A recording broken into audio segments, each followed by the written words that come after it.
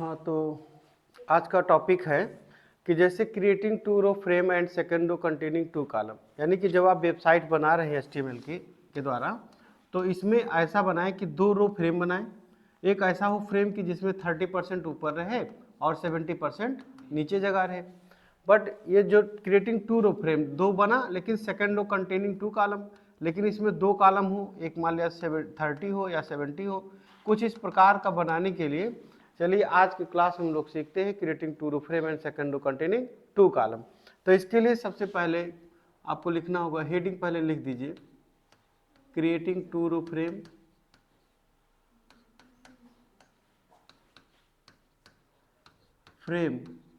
And second row containing 2 column.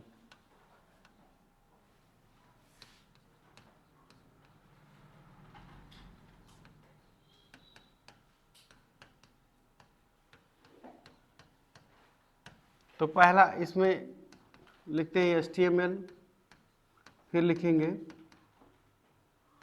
Frame set rose equal 30% और कामा 70%, double coated close. अब उसके बाद frame name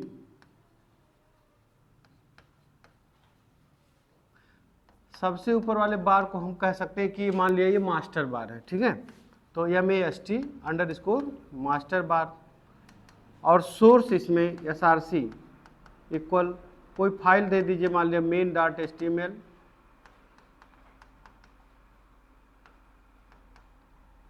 margin with equal 3,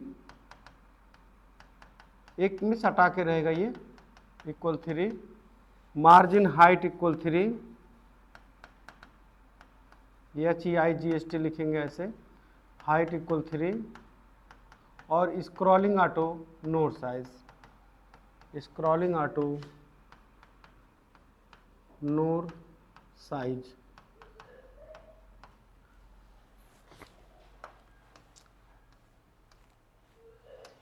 इसके बाद फिर वही बात, फ्रेम सेट कॉल्स आप दे दे रहे, मान लिया 30%, कामा दे करके 70%। फिर यहाँ पे फ्रेम नेम डिफाइन करना होगा। तो फ्रेम नेम मतलब जो फ्रेम है नीचे वाला, उसमें 2 कॉलम बना रहे, तो पहले वाला जो फ्रेम नेम है उसका नाम है left bar, frame name equal left underscore bar, और उसके बाद फिर सोर्स इक्वल कोई फाइल का नाम दे देंगे, जिस फाइल को वहां देखना है आपको। अब उसके बाद margin with margin height, margin with equal 3, margin height equal 3, HEIGST सटा रहेगा ऐसे, height equal 3, scrolling auto node size, scrolling auto node size, अपने आप वो स्क्रॉलिंग सिस्टम सेट कर ले। फिर इसके बाद इसी की कॉपी पेस्ट कर लीजिएगा और लिखना है फ्रेम नेम इक्वल राइट बार, दाहिने वाले बार को हम लोग क्या कहते हैं, राइट बार, राइट अंडरस्कोर बार, राइट बार, सोर्स इक्वल मान लिया कोई फाइल का नाम दे दीजिए cca.html, margin with equal,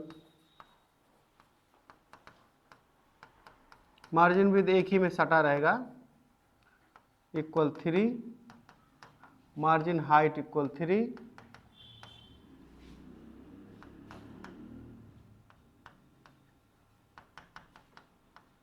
scrolling auto node size,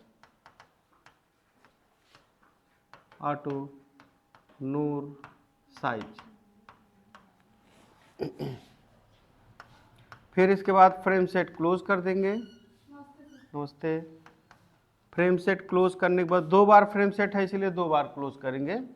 है ना, और उसके बाद फिर HTML क्लोज कर देंगे। तो इस प्रकार से इसको लिख करके आपको सेव करना है कोई नाम देके .html में, और उसके बाद इसे वेब ब्राउज़र में देखना है, तब फिर इसका आउटपुट आएगा।